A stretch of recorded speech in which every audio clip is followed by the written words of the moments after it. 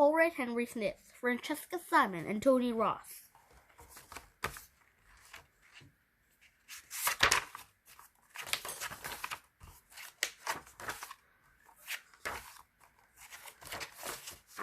Scratch, scratch, scratch. Dad scratched his head. Stop scratching, please, said Mom.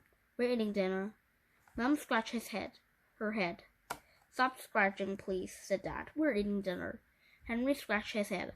Stop scratching, Henry, said Mom and Dad. Uh-oh, said Mom. She put down her fork and frowned at Henry. Henry, do you have nits again? Of course not, said Henry. Come over to the sink, Henry, said Mom. Why? Said Henry. I need to check her head. Henry dragged his feet over to her as slowly as possible. It's not fair, he thought. It wasn't his fault nits love him. Henry's head was a gathering place for nits far and wide. He probably held knit parties there, and foreign nits visit him on their holiday. Mum dragged the knit comb across Henry's head. She made a face and groaned. You're crawling with nits, Henry, said Mum. Ooh, let's see, said Henry. He always liked counting how many nits he had. 1, 2, 3, 45, 46, 47. He counted, dropping them onto the towel. It's not right to count nits, the younger brother. Perfect Peter, wiping his mouth with his spotless napkin. Is it, Mum? It certainly isn't, said Mum. Dad dragged the knit comb across his head and made a face. Ugh, said Dad. Mum dragged the comb through her hair. Blah, said Mum. Mum combed Perfect Peter's hair. Then she did it again, and again, and again. No need, Peter, said Mum, smiling. As usual, well done, darling. Perfect Peter smiled modestly. It's because I wash and comb my hair every night, said Peter. Henry scowled. True, his hair was filthy, but then, nits love clean hair, said Henry. No, they don't, said Henry. I never ever had nits. So we'll see about that, thought Henry. When no one was looking, he picked a few nits off the paper towel. Then he wandered over to Peter and casually fingered a lock of his hair. Leap, scratch, scratch. Mom! Squealed Peter. Henry's pulling my hair! Stop it, Henry, said Dad. I wasn't pulling his hair, said Henry independently. I don't know what to see it. I just wanted to see how clean it was. And it is so lovely and clean, added Henry sweetly. I wish my hair was clean as Peter's. Peter beamed. It wasn't often that Henry had said anything nice to him. Right, said Mum grimly. Everyone upstairs. It's shampoo time. No! Shrieked horrid Henry. No shampoo! He hated the stinky, smelly, horrible shampoo much more than he hated having nits. Only today, his teacher, Miss Batlax, had sent home a nit letter. Beware! Nits, nits, nits, nits. Nits have been seen in school. Get rid of them. Wash your hair in supersonic nit blasting shampoo, please, or else. Naturally, Henry had crumpled the letter and thrown it away. He was never ever going to have pony nit shampoo on his head again. But rotten luck, Mom had spotted him scratching.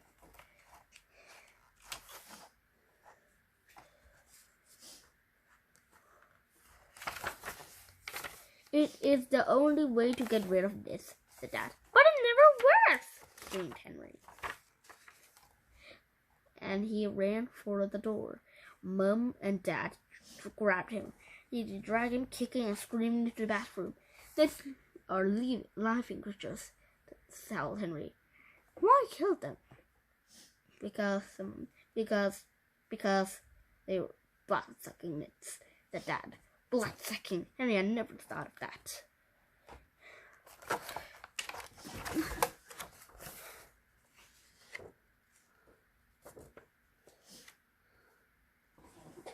In the split second that he stood Still to consider this interesting information, Mom emptied the bottle of supersonic mid-blasting shampoo over his hair. No! Screamed Henry. Frantically, he shook his head.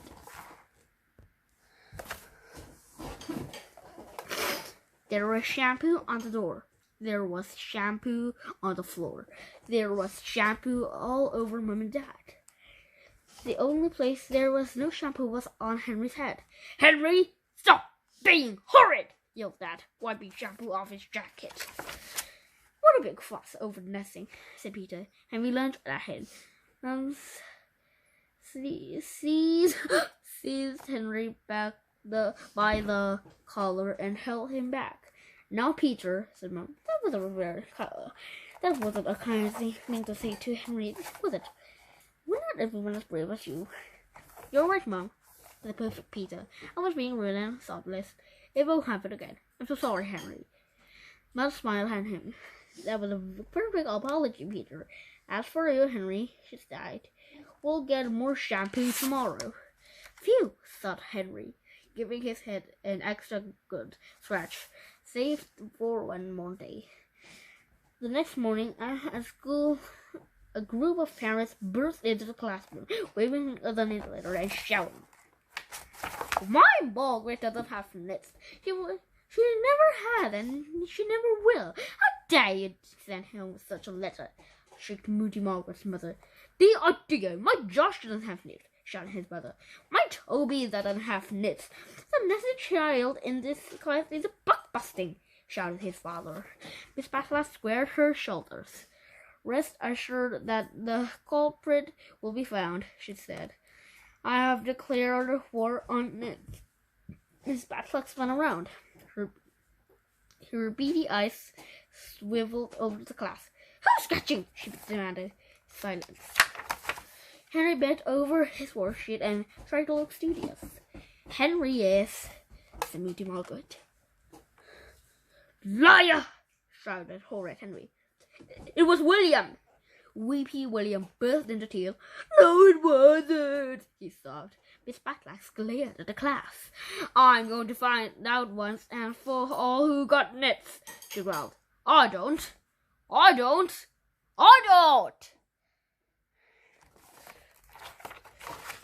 Silence, ordered Miss Batlax. "Nora, the knit nurse, is coming this morning. Who's got nits? Who's not buck-busting? We'll all find out soon." "Uh-oh," thought Henry, knowing sunk. There was no escaping Nitty Nora Bug Explorer and her ferocious calms. Everyone will know he had it. Root Roth will never stop teasing him.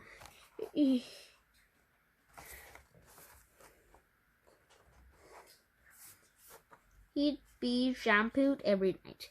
Mom and Dad will find out about all the knit letters he had thrown away. He could of course get a tummy ache double quick and be sent home. But Nitty Nora had a horrible way of remembering who had she had heard and then coming it in front of the whole class. He could run screaming out of the door saying he'd caught Macau disease. But somehow he didn't think Miss Batlax would believe him. There was no way out. This time he was well and truly stuck. Suddenly Henry had a wonderful, spectacular idea. It was so weird and so horrible that even horrid Henry hesitated. But only for a moment. Desperate times called for the desperate measures. Henry leaned over clever Claire and brushed his head lightly against hers. "Get away from me, Henry," hissed Claire.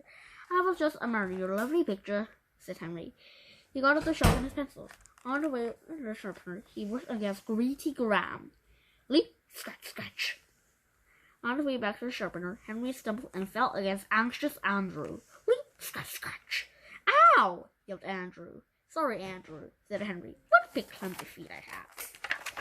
"Whoops!" yelled tripping over the carpet and banging heads with Weepy William. Leap, scratch, scratch. Woo! wailed William. Sit down and watch Henry, said Miss Battleaxe. William, stop scratching. Bert, how do you spell cat? Oh, I don't know, said Beefy Bert.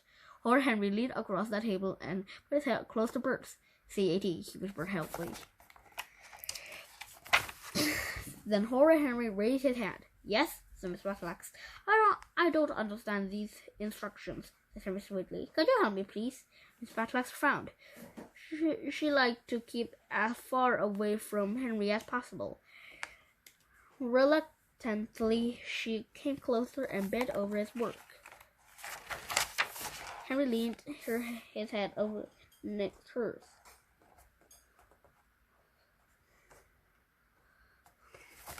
Scratch, scratch. There was a pounding at the door. The knitting Nora marched into the classroom, whistling with calm and other instruments of torture. Line up, everyone, said Miss Battleaxe, patting her hair. The knit nurse is here. Rats, thought Henry. He hardly deserved it. Slowly, he stood up. Everyone pushed and shoved to be first in line. Not a few children remembered what they were lining up for, stamped towards back. Horrid Henry saw his chance and took it. He charged through the swiveling children, bursting against everyone as fast as he could. Leap, scratch, scratch. Leap, scratch, scratch, scratch. Leap, scratch, scratch. Henry! shouted Miss Battleaxe. Stay up, playtime. Now go to the end of the school. The rest of you, stop this nonsense at once. Moody Margaret have fought long as harness to be first. Proudly, she prodded her hair knitting Nora. I certainly don't have knits, she said. Knitting Nora stuck the card in. Nits, she announced it, stuffing a knit note into Margaret's hands. For once, Margaret was too shocked to speak. But, she gasped. Tee-hee, thought Henry. Now he wouldn't be the only one. Next, said knitting Nora. She stuck the comb in rough, greasy hair. Knits, she announced it. Knit face, his Horrid Henry, beside him with glee. Knits, said knitting Nora, poking her comb into lazy Linda's mop.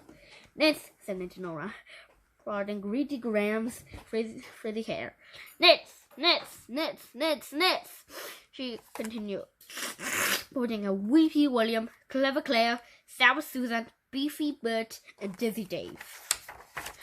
Then knitting Nora began to Miss Battleaxe. Take chest toe, she ordered. Miss Battleaxe's jaw dropped. I have been teaching for 25 years, and I have never had this, she said. Don't waste your time checking me. Knitting Nora ignored her protests and stuck in the comb. She said, and whispered in Miss Battleaxe's ear. No! howled Miss Battleaxe. No!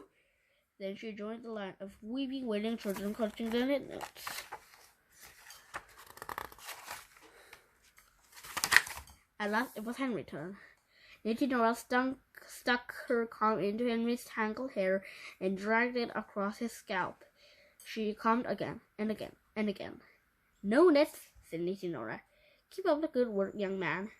I sure will, said Henry. Horrid Henry skipped home, waving his certificate. Look, Peter, crowed Henry. I'm net free. Perfect Peter burst into tears. I'm not, he wailed. Hard luck, said Horrid Henry. The end.